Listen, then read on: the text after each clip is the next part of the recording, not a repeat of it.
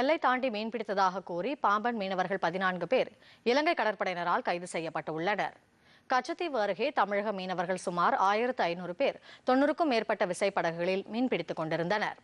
அப்போது அங்கு 5 ரோந்து படகுகளில் வந்த இலங்கை கடற்படையினர் எல்லை தாண்டியதாக கூறி பாம்பன் மீனவர்கள் 14 பேரை கைது செய்து மன்னார் கடற்படை முகாமிற்கு அழைத்து சென்றனர். பின்னர் நீதிமன்றத்தில் ஆஜர்படுத்தப்பட்ட தமிழக மீனவர்கள் 14 பேரும் இலங்கை சிறையில் அடைக்கப்பட்டனர்.